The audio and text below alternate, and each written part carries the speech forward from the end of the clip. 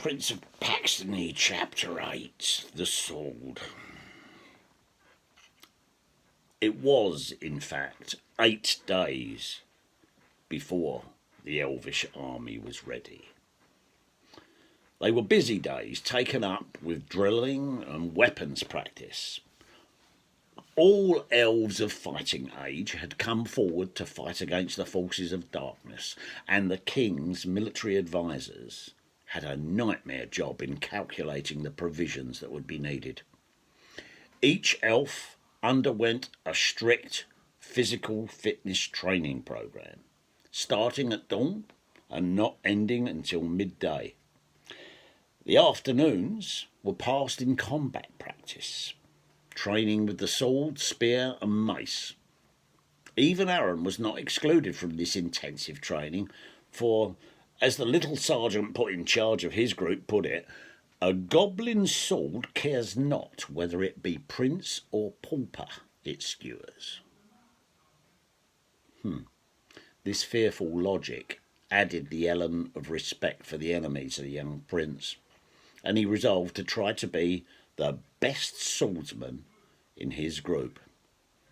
He was successful in this, due in part to the dedicated training of the little sergeant and also to the years of sword practice that the prince had received as a child.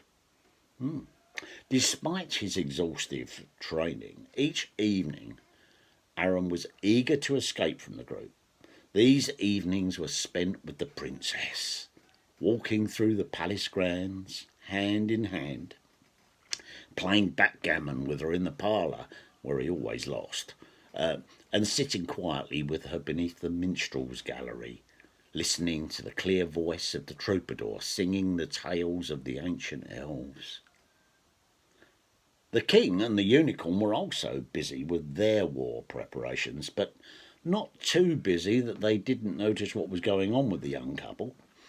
It came as no surprise when on the 5th evening Aaron and Elflise came to the king in the great hall and asked for his permission to marry.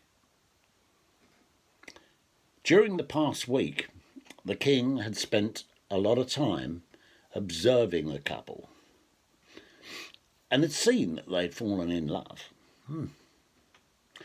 So he gave his consent at once, but told them to wait until he signalled a servant. The servant left the hall but reappeared a few moments later carrying a velvet cushion. Laying upon the cushion was a sword in a jewelled scabbard. King Rowan took the sword from the servant and presented it to Aaron.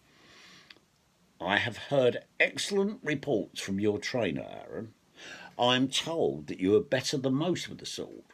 This is for you. It was once owned by Severin, the most mighty warrior in Elvish history. Honour it, and it will honour you." Aaron took the sword and drew it from its scabbard. It sparkled with an unearthly light, and a faint vibration seemed to hum along his arm as he held it. "It's beautiful," he said, and studied the exquisite jewelled handle. He balanced it in his hand. "It seems as light as a feather. I've never seen a sword like it in my life." "I'm not surprised. They're not exactly common," said Elflise, taking it from him. "This sword is made from pure magic. It's only taken on the appearance of steel by the application of the most powerful spell in fairy. It can never be blunted nor broken. The magic that has formed it ensures that it will always remain sharp." She suddenly held the sword at arm's length, then leaning far back, she threw it with all her strength straight up into the air. The sword flew straight and true, arrowing up to the high domed ceiling of the palace. Then a strange thing happened. Just as the sword was about to hit the golden dome above them, It stopped in mid-air. For a brief second it just hung there, suspended by nothing it seemed.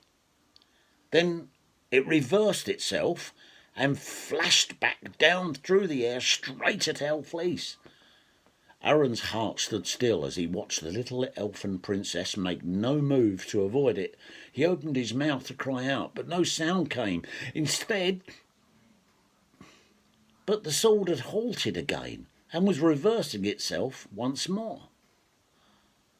King Rowan reached out and took it from where it floated in the air in front of her.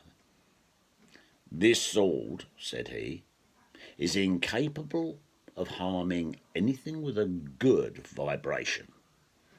It will kill imps and goblins without hesitation, slice demons and hellspawn 7 days a week for all eternity, but anything which is good it will not harm. That's why it would strike neither the ceiling nor my daughter." He placed the sword back into Aaron's hand. "It is the finest gift that an elf can give, and the most honoured sword in our history. This sword was that which was once owned by Severin, and it's now yours. Its name is Norton the Imp Slayer." Aaron seemed to grow an extra 6 inches in height as he held the sword. He looked the king directly in the eye and declared solemnly, "Thank you, sire. I swear that I will do all in my power to honour this gift."